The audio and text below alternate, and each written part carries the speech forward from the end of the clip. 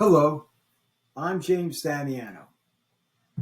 I produced this video to provide the public with a level of insight into the perception of judicial and political confusion. On September 15, 1995, I, James Damiano, filed a copyright infringement lawsuit against Bob Dylan in the United States Federal District Court. Dylan immediately applied to the court for a gag order designating all discovery materials produced during discovery as confidential, which was granted to him by the court on March 14, 1996 by Judge Joe B. Rosen. At the time, I was unsure what reason the court would or could possibly have for granting Bob Dylan a gag order, and have come to realize certain factors which I will elaborate on. The discovery materials included 48 hours of videotape depositions, blatant admissions of guilt by Bob Dylan's witnesses, 11 years of verified documents between James Damiano, CBS, Sony, and Dylan's entourage, credible scholarly music analysis, and many other issues of fact, including the absence of a Bob Dylan affidavit of denial and also Bob Dylan's absence of a deposition.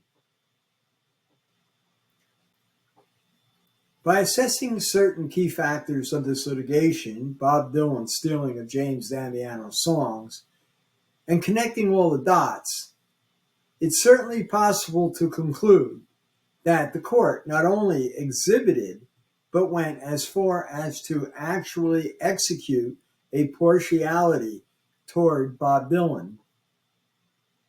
In fact, the court went as far as to deny James Damiano a trial when Judge Simandl dismissed the case in summary judgment,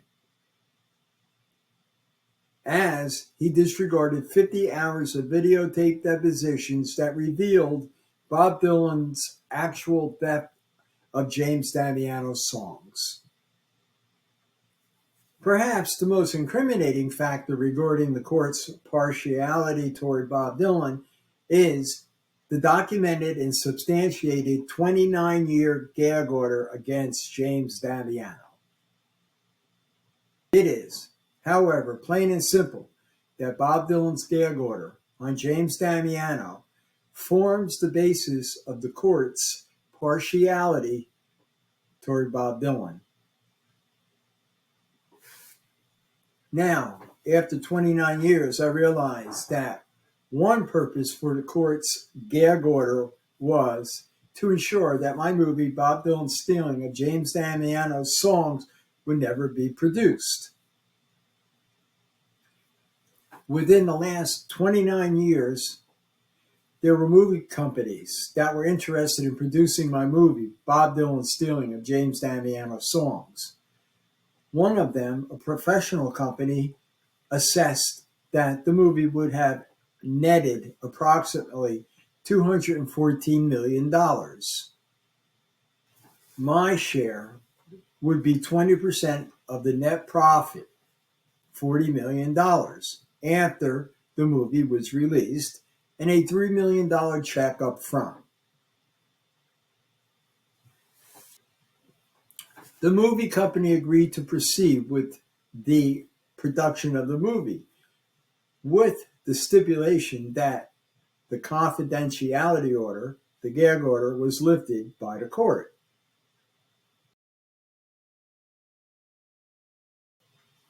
Although I, James Damiano, have continuously pleaded with the court over the years to lift the gag order, it still, to this day, June 5th, 2025, remains in effect, despite it being 29-year after-the-fact litigation order that strives to avoid transparency. The order also attempts to diminish James Damiano's credibility to the public.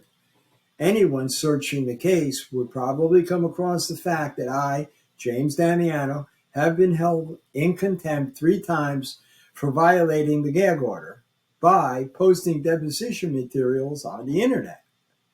These depositions were incriminating to Bob Dylan, yet the court still held me in contempt, which is ludicrous and unlawful.